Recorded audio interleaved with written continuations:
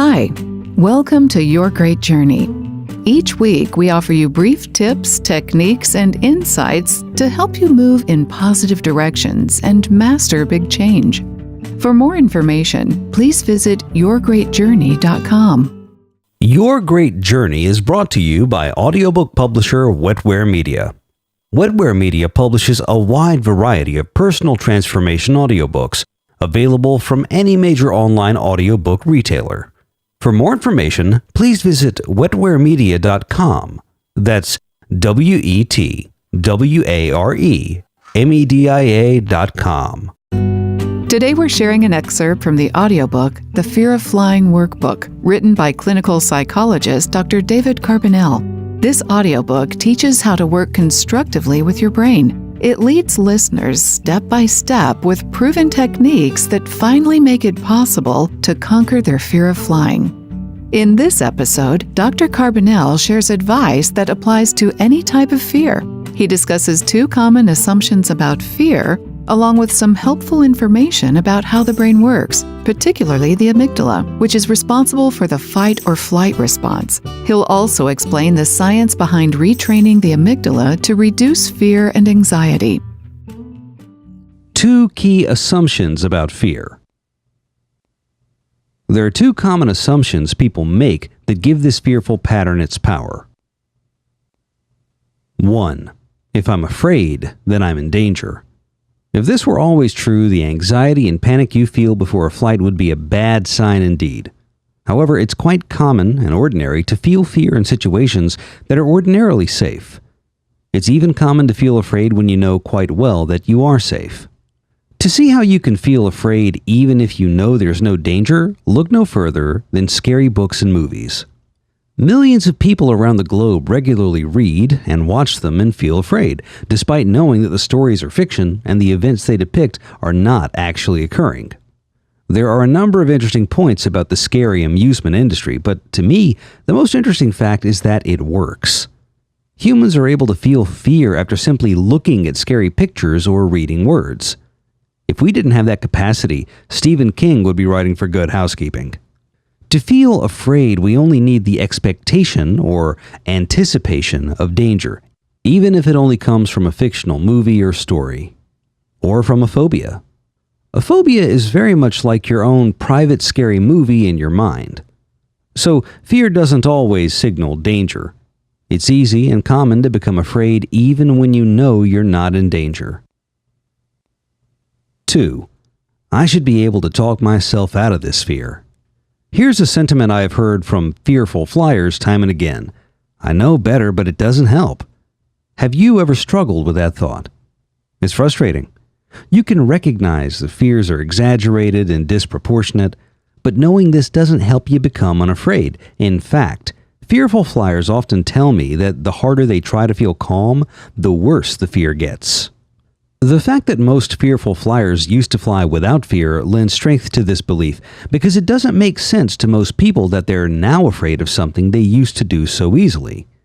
They naturally want to get back to their pre-fear status, and so they struggle against the fear, trying to get back to their former self, with counterproductive results. How your brain works.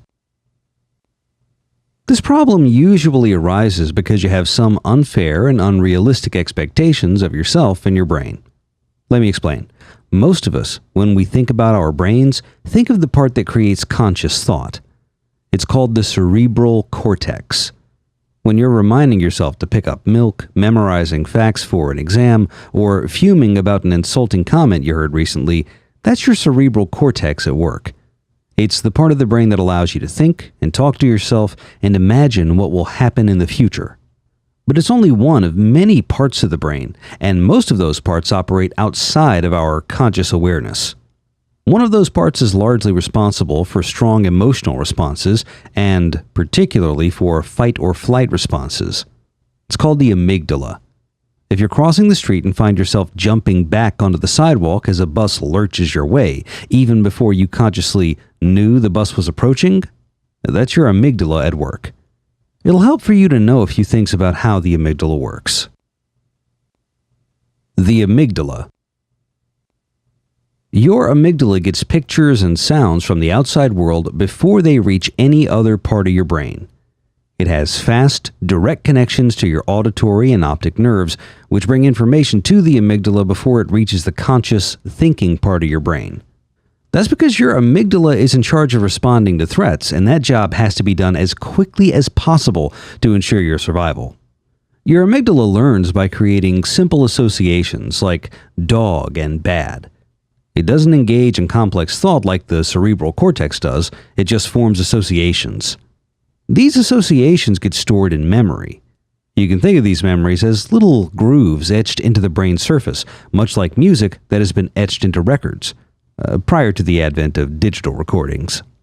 The nerves that connect the amygdala and your cerebral cortex are almost all one-way paths. The amygdala can send information to the cortex can't send information directly back to the amygdala. This is why you can't talk yourself out of fear.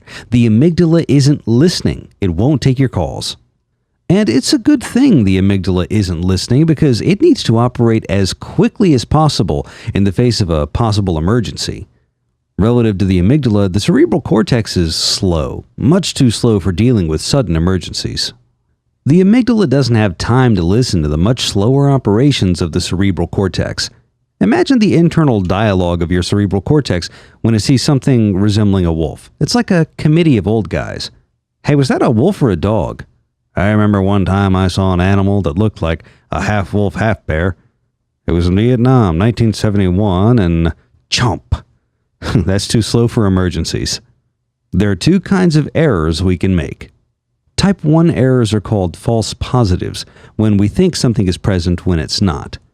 A soldier on sentry duty who thinks he sees enemies approaching the camp and fires his weapon when there are only rabbits out there has experienced a Type 1 error. No harm done, except maybe to the bunnies. Type 2 errors are called false negatives, when we think something is absent, although it's actually present. A soldier who doesn't notice enemies when they're approaching is liable to get killed as the result of his Type 2 error. Nobody's perfect, and we're all prone to error. Guess which kind of error the amygdala favors? You'd be right if you picked Type 1. Your amygdala is much more likely to perceive a threat when there isn't one than it is to fail to see a real threat. Your amygdala isn't built for accuracy, it's built for survival. And that, more than anything else, is why we're all prone to see problems that don't actually exist. It helps our survival. It's not so good for comfort, but it helps us avoid possible dangers. Right about now, you might be thinking that you'd like to have a good talk with your amygdala to try and get it to relax a little about flying. You can't. Your cerebral cortex can't talk to your amygdala. You can't send it a command to calm down. But there is a way you can retrain your amygdala. First, one more amygdala fact. The amygdala only creates new learning, new associations when it's activated. Do you know what I mean by activated? I mean when you've become really afraid, when you're freaked out. That's the only time the amygdala creates new learning because its main job is to protect you from external threats, and that's what it's concerned with. My wife and I were recently driving through a large parking lot when three things happened. First, I slammed on the brakes without knowing why. That was my amygdala at work. Second, my wife screamed, "Stop!" That was her cerebral cortex screaming. Third, I saw, via my cerebral cortex, two young girls running in front of my now unmoving car. My amygdala did a good job. No one was hurt. I was pretty revved up though, and needed a few minutes to settle down before I resumed driving. Exposure therapy. Each time you become really afraid, the amygdala is paying close attention, pencil poised, ready to take notes. A person with, say, a dog phobia will become very afraid at the approach of a dog as the amygdala urges her to run away. If she runs away and the threat ends, the amygdala will etch that groove called dog bad a little deeper, strengthening the fear of dogs.